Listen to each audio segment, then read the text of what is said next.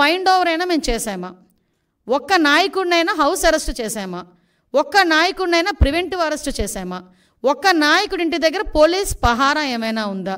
కనీసం ఎక్కడైనా మీకు ఆయన ఎయిర్పోర్ట్లో నుంచి దిగిన తర్వాత మళ్ళీ అక్కడికి వెళ్ళినంత వరకు కూడా అతనికి భద్రత నిమిత్తం ఉండే పోలీసులు తప్పించి పోలీసులు భారీగా మోహరించిన పరిస్థితులు ఏమైనా ఉన్నాయా? అంటే చాలా క్లియర్గా ఎందుకు మేము ఆ నోటీసులు కూడా ఇవ్వాల్సి వచ్చింది అంటే, కేవలం అక్కడ బ్రహ్మోత్సవాలు జరుగుతున్నాయి, ఈ కల్తీ నెయ్యి మీద సిట్ కూడా ఏర్పాటు చేయడం అయింది. ఒక పక్క నుంచి జగన్మోహన్ రెడ్డి మీద ఉన్న కోపంతో కొంతమంది ధార్మిక సంఘాలు కూడా కొన్ని సోషల్ మీడియాలో మొత్తం కొంతమంది మెసేజ్లు ఫార్వర్డ్ చేసుకున్నారు. At the same time YSRCP నాయకులు కూడా భారీగా జన సమీకరణ చేయడానికి వాళ్ళ సోషల్ మీడియాలో మెసేజ్లు ఫార్వర్డ్ చేసుకున్నారు. ఈ నేపథ్యంలో ప్రజలకు ఇబ్బంది కలగకుండా, యాత్రికులకు ఇబ్బంది కలగకుండా, విఐపీఎస్కి ఇబ్బంది కలగకుండా ఉండటానికి రెగ్యులర్గా శాంతి భద్రతలు విఘాతం కలిగిస్తాయనుకునేటప్పుడు పోలీస్ డిపార్ట్మెంట్ వాళ్ళు ఇచ్చే నోటీస్ అది. ఆ నోటీస్ కూడా జగన్మోహన్ రెడ్డికి ఇవ్వలేదే. జగన్మోహన్ రెడ్డిని రావద్దు అని ఎవరు చెప్పలేదే. మీరు రాకండి అని మేము ఎవరూ చెప్పలేదే. వస్తే మిమ్మల్ని అరెస్ట్ చేస్తామని చెప్పలేదే. ఏ రోజు చంద్రబాబు నాయుడు గారిని ఎయిర్పోర్ట్లోనే ఆపేసినట్టుగా మేము ఎప్పుడు ఆపడానికి మేము ప్రయత్నం చేయలేదే. నిజంగా జగన్మోహన్ రెడ్డి గారిని ఆపాలనుకుంటే ఆయన ఇంత ధైర్యంగా ఈ సెంట్రల్ జైలు విజిట్లు చేసేవాడు ఆయన? ఎంతమంది సెంట్రల్ జైల్లో ఉంటే విజిట్లు చేశాడు ఆయన? మేము ఎప్పుడైనా ఆపామా? అంటే విషయం ఏంటంటే, మేము ప్రజాస్వామ్యబద్ధంగా ముందుకెళ్తున్నప్పుడు మా మీద బురద చల్లటానికి పోలీస్ నోటీసులు నాకు ఇచ్చారు అని చెప్పి నిన్న అతనికి వెళ్ళడానికి, ఫస్ట్ ఆఫ్ ఆల్ అతనికి వెళ్ళడానికి ఇష్టం లేదు తిరుమల తిరుపతి దేవస్థానానికి. దట్టు డిక్లరేషన్ ఇచ్చి వెళ్ళడానికి అసలు ఇష్టం లేదు. మళ్ళీ నేను నొక్కి పెడుతున్నా, డిక్లరేషన్ వన్స్ ఇచ్చి కనుక ఆయన టెంపుల్లోకి వెళ్తే వాళ్ళ ఇంట్లో తల్లికి చెల్లికి బట్టిన గతే అతనికి పడతాదేమో అన్న ఉద్దేశంతో అతను వెళ్ళడం మానేశాడు. ఆ మర్మం ఏంటో మీరే గ్రహించండి.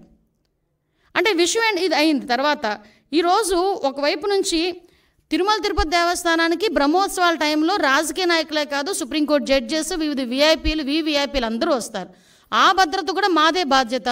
ఆ భద్రత నేపథ్యంలో మేమందరం కూడా ఎట్టి పరిస్థితుల్లోని శాంతి భద్రతలు విఘాతం కలిగించకూడదని చెప్పి నోటీసులు ఇస్తే దాన్ని ఈ రకంగా మాట్లాడి టాపిక్ని డైవర్ట్ చేయడానికి నోటీసుల వైపు తీసుకొచ్చాడు. ఇతగాడు మళ్ళీ మేమేదో డైవర్షన్ పాలిటిక్స్ చేస్తున్నామని మాట్లాడతాడు.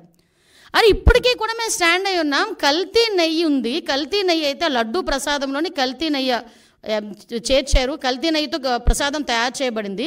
దాని గురించని ముఖ్యమంత్రి హోదాలో ఉన్న చంద్రబాబు నాయుడు గారు కానీ, ఉప ముఖ్యమంత్రి హోదాలో ఉన్న పవన్ కళ్యాణ్ గారు కానీ, లోకేష్ బాబు గారు కానీ మేమందరం మాట్లాడుతున్న ఈ నేపథ్యంలో దాని గురించి మాట్లాడండి అంటే, దాని గురించి మాట్లాడకుండా నేను మెట్లు ఎక్కుతాను, ఏంటది దర్శనానికి వెళ్తాను అని చెప్పి డైవర్ట్ చేయడానికి ప్రయత్నం చేసింది నువ్వు. ఈరోజు మళ్ళీ తిరిగి డైవర్షన్ పాలిటిక్స్ అని చెప్పి మా మీద మాట్లాడే పరిస్థితి కనిపిస్తూ ఉంది. ఈ నేపథ్యంలో ఒక గోల్డెన్ వర్డ్ వచ్చింది నిజంగా, లడ్డు నాణ్యత అట, లడ్డు టేస్ట్ అట.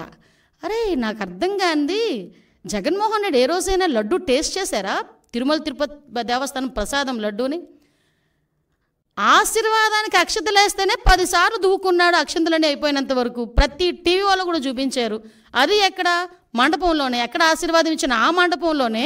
ఇంకా సాల్వ్ అయ్యక ముందే అక్షంతలు వేసిన దానికి, ఆ పంతులు అక్షంతలు వేసిన దానికి మనమైతే ఆ అక్షంతలు ఎప్పుడు ఉంటాయా?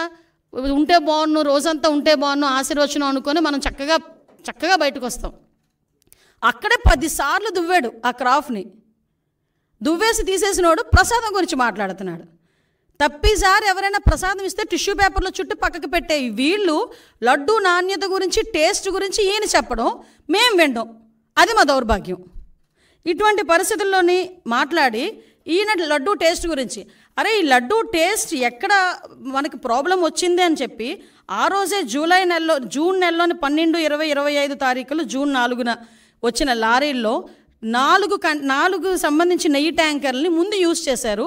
ఆ ముందు యూజ్ చేసిన నెయ్యి ట్యాంకర్లలోని ఆ నెయ్యి ప్రాబ్లంగా ఉందని ప్రతి భక్తుల దగ్గర నుంచి ఫిర్యాదులు అందిన తర్వాత మిగతా 4 ట్యాంకర్లకి మేము టెస్టులు చేపిస్తే ఆ టెస్టులు ఎన్డీడీబీ రిపోర్టుల ప్రకారం అందులోని కల్తీ జరిగింది, జంతువుల కొవ్వు కలిసింది అని చాలా క్లియర్గా దానిలో మెన్షన్ చేస్తే, దాని గురించి అని చెప్పి మాట్లాడరా అంటే దాని గురించి మాట్లాడకుండా ఎన్డీడీబీ రిపోర్ట్లో డిస్క్లైమర్ గురించి మాట్లాడతారు. అక్కడే అతగాడి తెలివితేటలు బుర్రలోంచి మోకాల్లోకి వచ్చేసాయని సంగతి అర్థమవుతుంది. అరే డిస్క్లైమర్ అన్నది ప్రతి దానికి కామన్. అది నువ్వు తలనొప్పి డోలో ట్యాబ్లెట్ వేసుకున్నా కూడా డిస్క్లైమర్ ఉంటుంది తెలుసా నీకు? ఏంటది